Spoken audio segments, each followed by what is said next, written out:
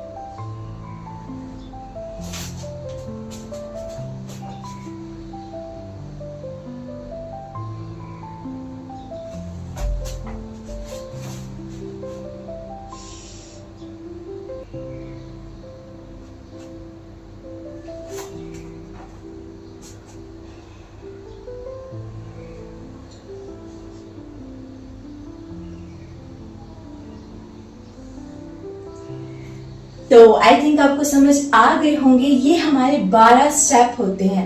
1 bye 1 हमें करना होता है। अब मैं आपको बताऊंगी आपको कैसे करना है। सबसे पहले बिल्कुल क्लियरली देखना और मेरे साथ साथ परफॉर्म करो।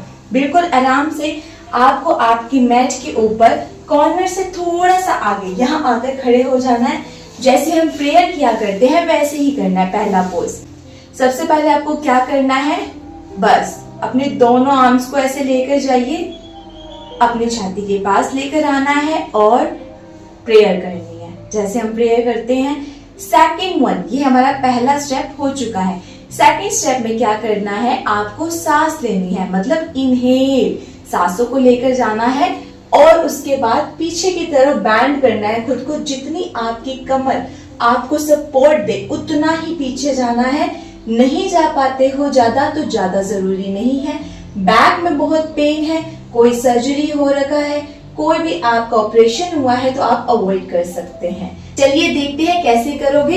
इस पोजीशन में हम थे, सांस लीजिए और पीछे की तरफ अपने आप को झुकाइए, दोनों हाथों को लंबा कीजिए,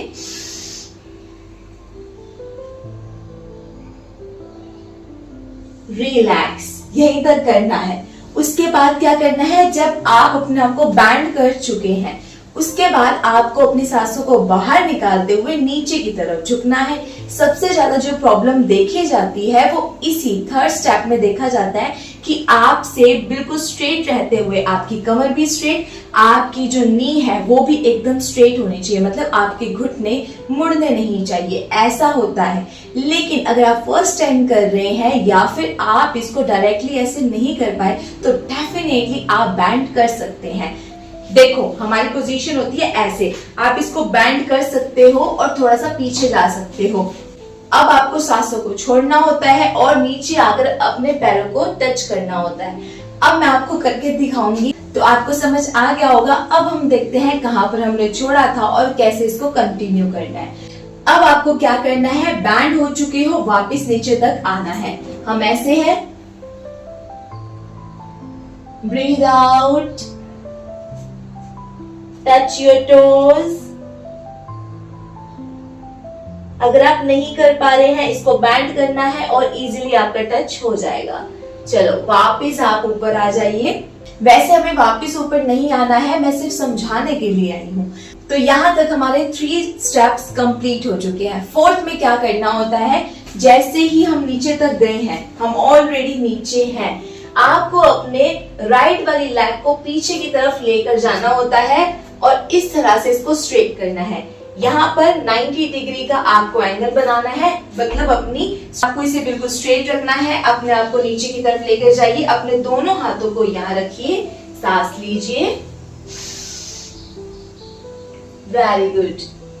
अब आपको क्या करना है, अपनी दोनों लेग्स को एक साथ पीछे की तरफ लेकर जाना है। एक तो ऑलरेडी पीछे है, एक और लेकर जाएंगे। अब आप कैसे कर सकते हो, इस तरह से कर सकते हो जैसे हम प्लान करते हैं, इसको वैसे दंडासन कहते हैं। दोनों हाथों को यहाँ रख सकते हो और इसको आराम से पीछे लेकर जा सकते हो। यहाँ हाथ रखिए, इस लेग को पीछे लेकर जाइए और ऐसे इस अवस्था में आ जाइए।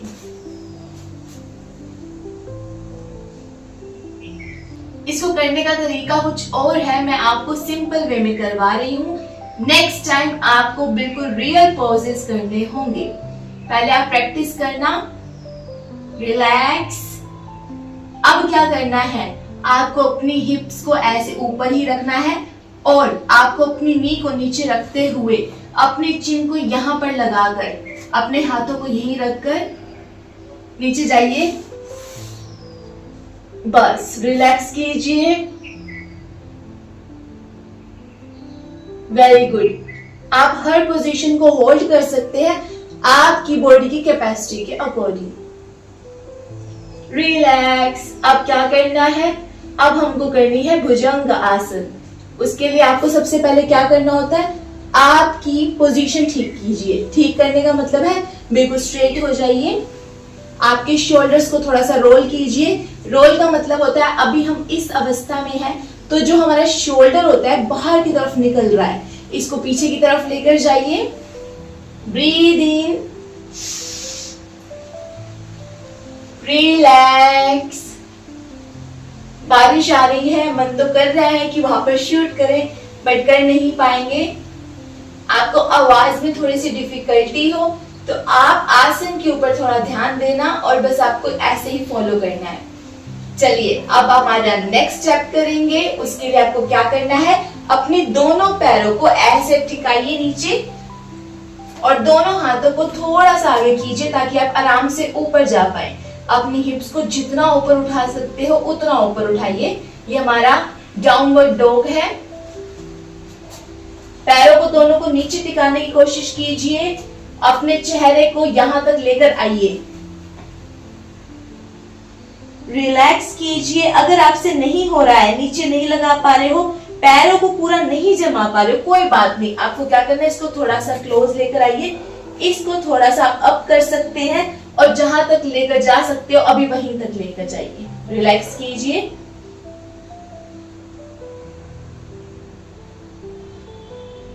अब आपको क्या करना है, अपनी लेफ्ट लेग को पीछे रखना है और राइट को आगे लाना है, जैसे पहले हमने लेफ्ट को आगे लाए थे। Very good. सांस लीजिए।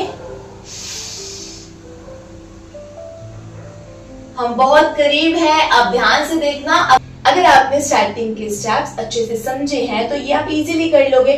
अब आपको अपनी इस लेफ्ट वाली लेग को भी आगे लाना है और टच करना है अपनी टो को, जैसे हमने थर्ड स्टेप में किया था।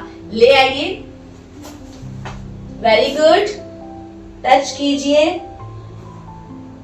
ऐसे भी कर सकते हो जैसे आपको कंफर्टेबल लगे। फिर अब आपको ऊपर जाना है, रिलैक्स, कंप्लीट। देखो इजीली समझाती हूँ, एक बार समरी देखते हैं। स्टार्टिंग में जब आपको करना है पहला, दूसरा, तीसरा स्टेप, वो लास्ट में भी रिपीट होगा। तो 3 बार का मतलब होगा कि 6 बार आपने एक चीज कर ली है।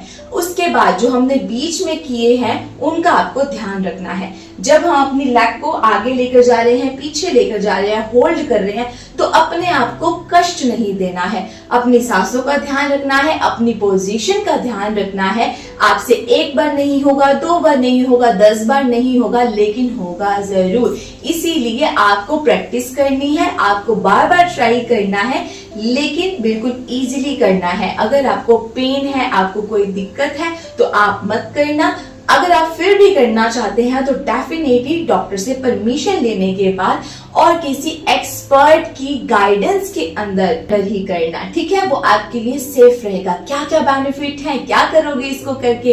अरे आपकी बॉडी की एनर्जी को रेस करेगा, आपकी जो मांसपेशियां वीक हो चुकी हैं तो उसको भी बूस्ट करेगा, आपकी फ्लेक्सिबिलिटी को बढ़ाएगा, आपके कॉन्फिडेंस को इंक्रीज करेगा, आपके फोकस को इंक्रीज करेगा, आपके ब्लड सर्कुलेशन को बढ़ाएगा। मतलब खून का संचारण कितना जरूरी है। अगर हमारे नर्व्स के अंदर, हमारे वेन्स के अंदर खून नहीं जाएगा तो हम जिंदा कैसे रहेंगे? तो उसके लिए बहुत जरूरी है। आपको फिटनेस के लिए भी बहुत हेल्पफुल है। आप पतला होना चाहते हैं तो कर दीजिए ये स्टाइल, पतले भी हो जाएंगे। सबके अलग अलग रिक्वायरमेंट्स हैं। अब आप इतना समझ लीजिए कि आपकी कोई भी रिक्वायरमेंट हो, ये आसन वो पूरा करेगा। और आज हमने सिर्फ 1 बार किया है, नेक्स्ट टाइम नामों को भी याद करेंगे, उसके साथ साथ ये भी देखेंगे कि आपको कैसे करना है। और 1 बार नहीं, 5 बार जरूर करेंगे। अगर आप फर्स्ट टाइम कर रहे हो तो 1 या 2 बार इनफ होगा, उसकी प्रैक्टिस आप 5 बार कर सकते हैं। अगर आप इंटरमीडिएट लेवल पर है, बीच के लेवल पर है, तो डेफिनेटली आप 7-8 बार कर सकते हो, 9 बार कर सकते हो। और अगर आप ऑलरेडी पार कर चुके हो तो 21 टाइम तो डेफिनेटली करना। और जिस दिन आप 5 भी करने लग गए, आपको इतना अच्छा फील होगा कि आप खुद से चाहोगे कि मैं इसको डेली करूं, क्योंकि आपकी बॉडी के अंदर चेंज आएगा, आपको अपनी पर्सनालिटी के अंदर अपलिफ्टमेंट फील होगा, आप अपने आप को फील करोगे कि आप कितना अच्छा महसूस कर रहे हो। तो वो एनर्जी आपके लिए जरूरी है, वो ऊर्जा आपके लिए जरूरी है, वो आपके लिए काम रहना, रिलैक्स रहना जरूरी है। फ्लेक्सिबिलिटी आपकी बॉडी के अंदर होना बहुत जरूरी है, आपकी स्पाइन के लिए भी वर्क करता है। देखो इसमें हम क्या क्या कर रहे हैं। इस आसन के अंदर जो ये 12 योगासन का पैक है ना, ये आपकी 1000 गुना प्रॉब्लम्स के लिए आपके लिए एक वरदान है। जिसने ये कर लिया तो समझ जाइए कि आपकी प्रॉब्लम कोसों दूर चली जाएगी। एक दिन में चेंज नहीं आएगा, पहले ही दिन से आपको फर्क जरूर महसूस होगा। अगर आप प्रेग्नेंट है तो आपको नहीं करना है। अगर आपको प्रॉब्लम है, मैंने पहले ही बताया, कोई इंजरी आई हुई है, कोई चोट लगी हुई है, कोई ऑपरेशन हुआ है, तो भी नहीं करना है। बीपी की इश्यू ज्यादा चल रहा है तो भी आपको नहीं करना है। तो अपनी बॉडी की कंडीशन आपको पता होनी चाहिए। अगर आप ठीक हैं, आप कर सकते हैं, तो आपको जरूर करना है, डेफिनेटली करना है। फिर से मिलेंगे नेक्स्ट सेशन में, रेडी रहना। ये आपको प्रैक्टिकल सिखाया है, नेक्स्ट में आप मेरे साथ करना और हम 5 बार इसको ट्राई करेंगे। फिर उसके नेक्स्ट टाइम फिर से करेंगे और 21 बार ट्राई करेंगे। तो तब तक आप सब अपना ख्याल रखें, हैप्पी रहे, रिलैक्स रहे और लाइफ के हर पल को अच्छे से जिए। Thank you so much for attending this session. God bless you all. Om Shanti.